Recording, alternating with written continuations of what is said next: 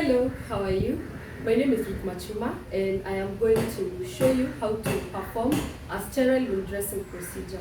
So with me here, I have my patient, though it's a dummy, but you are supposed to gain consent from the patient before you perform any procedure. It is also important that you confirm that you have the right patient to perform the procedure that you are going to perform. I'm going to introduce what I have. On the top shelf, I have a sterile pack that contains all the instruments that I'm going to use to perform the sterile dressing procedure. On the bottom shelf, I have a receiver. I'm going to use this receiver to drop the forceps or any instrument that I am going to use. On the bottom shelf, I have a strapping that is going to help me secure the dressing. I also have a sanitizer. I am supposed to wash my hands, but right where I am, I do not have a tap, so I'm going to use a sanitizer. But it is important you wash your hands with soap and running water before you perform this procedure. I also have a pair of clean gloves. I'm going to use the clean gloves to remove the previous dressing before I put on the sterile gloves. With me here, I have a sterile glove. I'm going to put on this sterile glove when performing the sterile procedure. I have an apron. This is an apron that is going to help me prevent from soiling my uniform. And lastly, I have a Macintosh. I'm going to use this Macintosh to put beneath the patient where there is a wound, so that the mattress of the patient where he's lying is not going to be soiled with any exudate or any liquid. And on this other end, I have color-coded bins.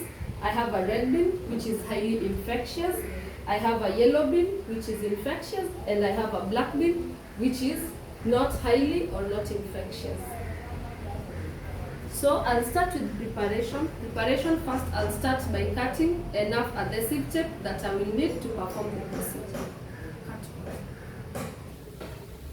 So with me here, I have my assistant, Mr. Lewa, who's going to assist me in maintaining sterility when performing this procedure. Okay?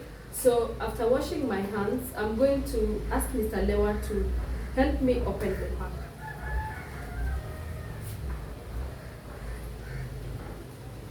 So after washing your hands, you are going to wipe your hands systematically using the towel. So identify one corner of the towel and pick. Then wipe your hands from top, one finger to the next, moving downwards. Then the other corner of the towel, use it to wipe your other hand from the top of your finger, moving downwards. Then discard the towel in the receiver. Mr. Lewa, I'm going to ask you to help me open the sterile glove.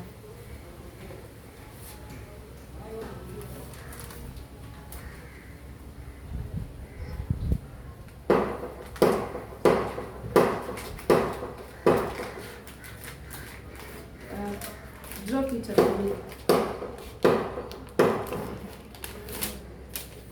So as I am going to put on the gloves, I'm going to ask Mr. Lewa to help secure the previous dressing.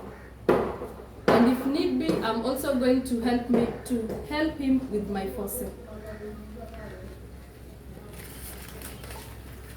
Hi, how to put on sterile gloves. I'm going to showcase you how to put on sterile gloves. So your hands are clean. The gloves are sterile. And as you can see, we have one part of the glove which is folded. So from the inside, this is a clean side of the glove. From this other side, we have a sterile side of the glove. One principle of sterility: clean surface touches clean surface and sterile surface touches sterile surface. So since my hands are clean and the inside part of the glove is clean, I am eligible to touch it to help me put on the sterile glove. Okay, now my non-dominant hand is sterile, my dominant hand is clean. So we say that one principle of sterility is clean touches clean surface, sterile surface touches sterile surface. So with this other side, I'm going to put my sterile hand beneath this other side of the glove. Then since my hand is clean, I'm going to use this other hand to put on the sterile glove. And then now that I'm sterile, sterile surface touches sterile surface. We have a black bin. I'm going to discard this paper in the black bin. Once you are sterile, ensure that your hands are always above your waist. So, after removing the previous dressing, this is the part where you assess your wound. What things to note when assessing the wound?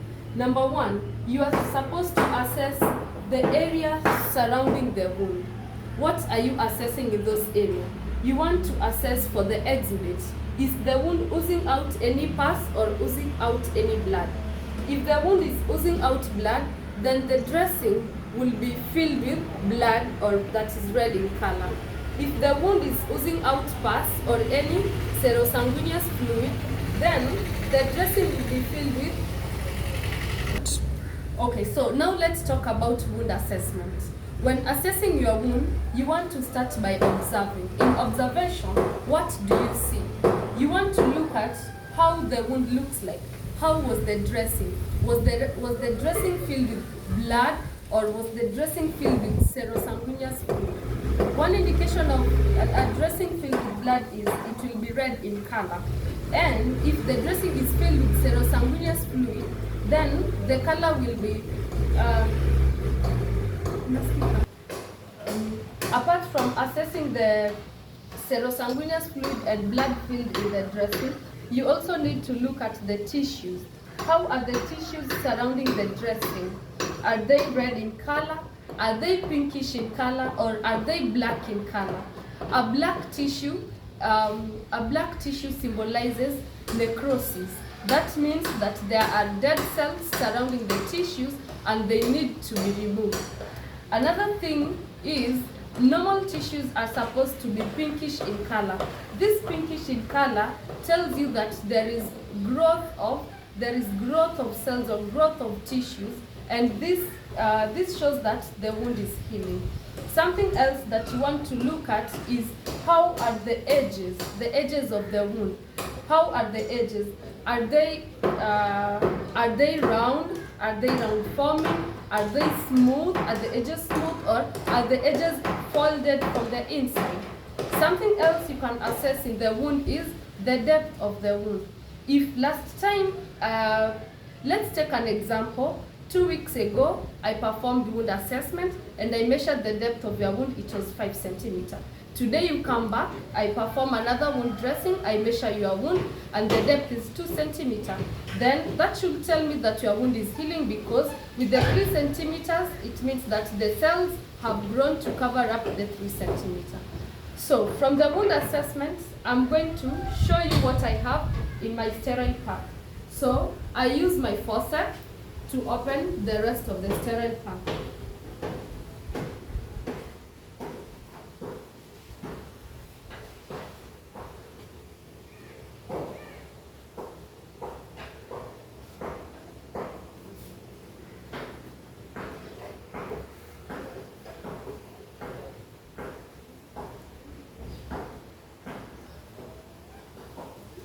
I use the same forceps to arrange the instruments in the pack. So I will arrange as I explain each and every requirement. So these are drapes. I'm going to use these drapes to drape the area around the wound so as to increase the surface area for sterility.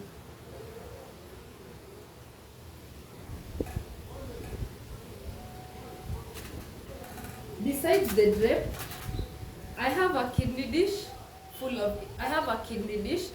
of instruments. So in the kidney dish, I have a scissor. I have a pair of mosquito forceps. And I also have a pair of Atari floss. No, yeah, Atari forceps.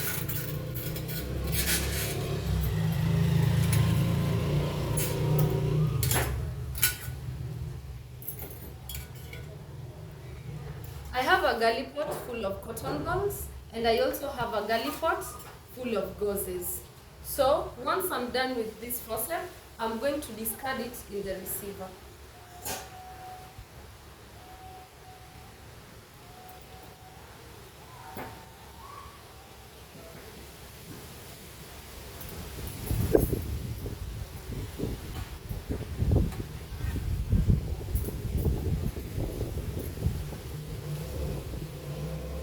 So I'm going to drape the area around the wound.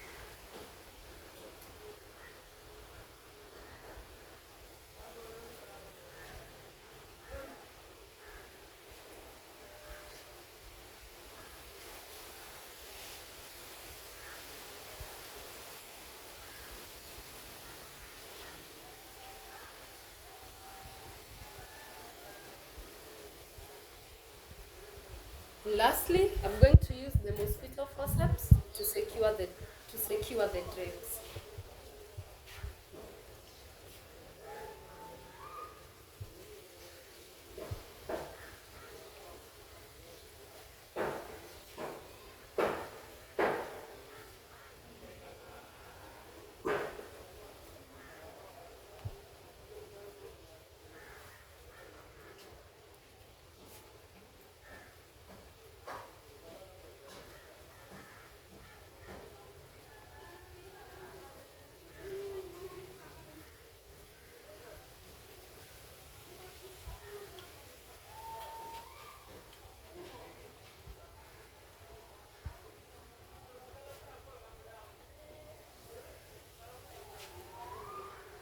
Lastly, I'm going to finish with an O-sheet drape.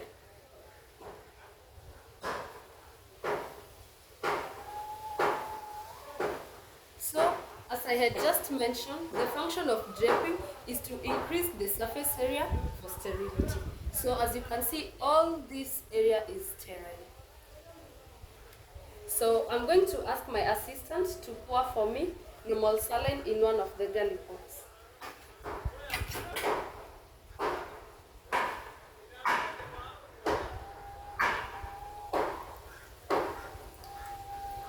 That is enough.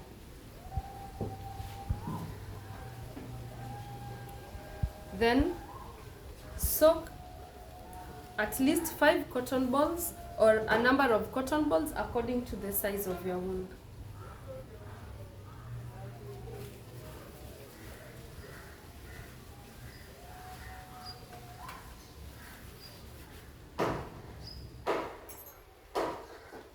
Using my forceps, I'm going to use the forceps to help me soak the cotton balls and squeeze out extra saline from the cotton balls. Place them aside.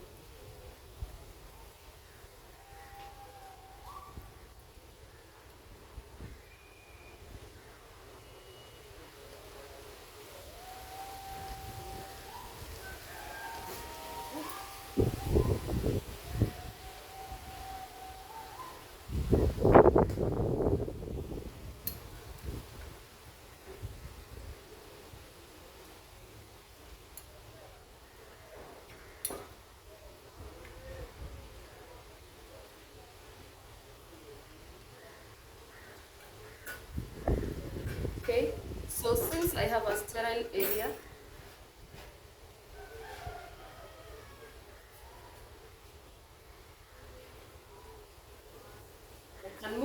kidney dish close to the.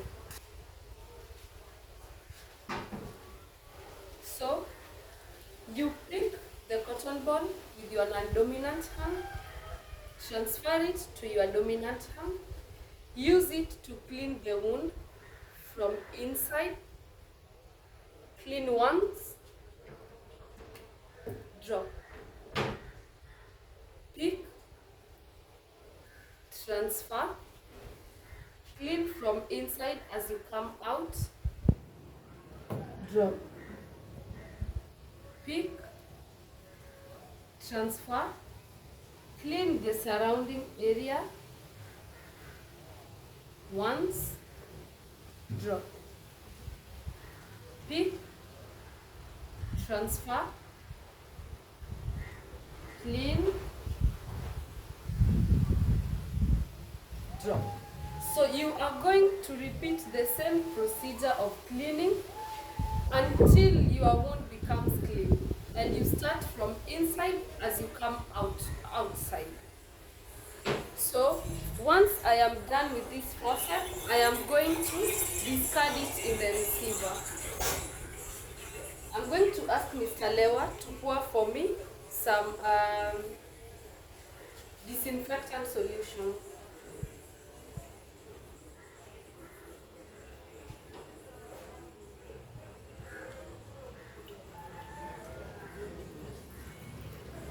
That's enough. So pick a gauze according to the size of your wound and soak it in the solution. Soak it in the antiseptic solution. Then, with the two forceps, roll the gauze in between the two forceps and squeeze the excess solution from the gauze.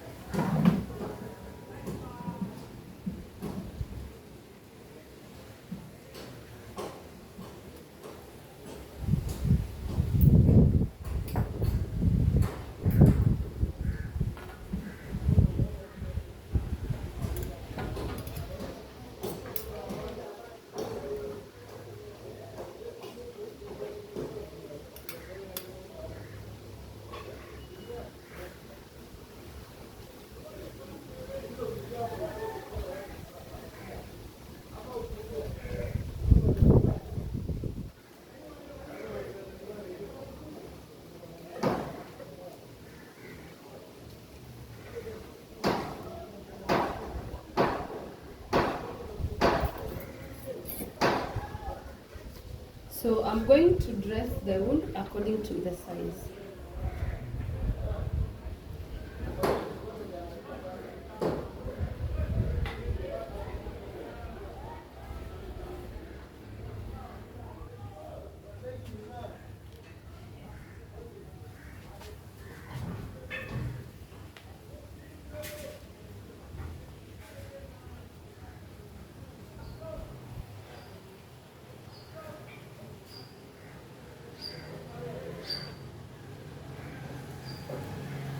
Then cover it with a dry gauze on top.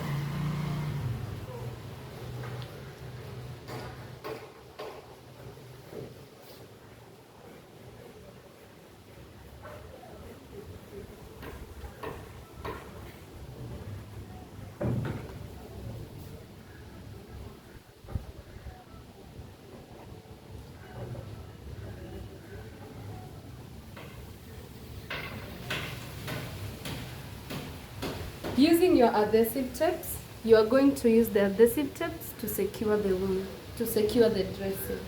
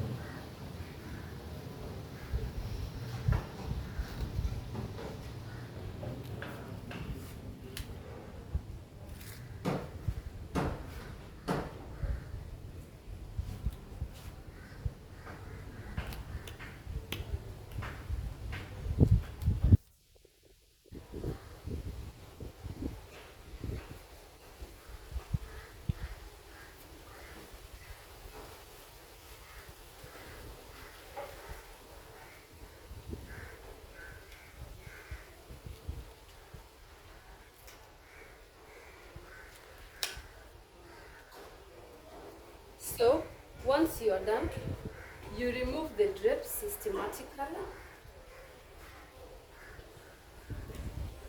put them in the receiver, remove the mosquito forceps,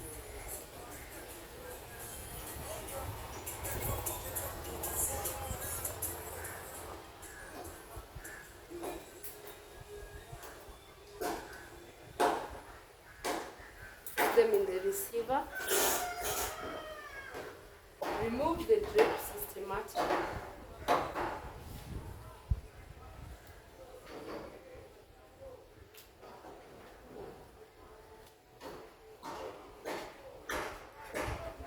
Put them in the receiver.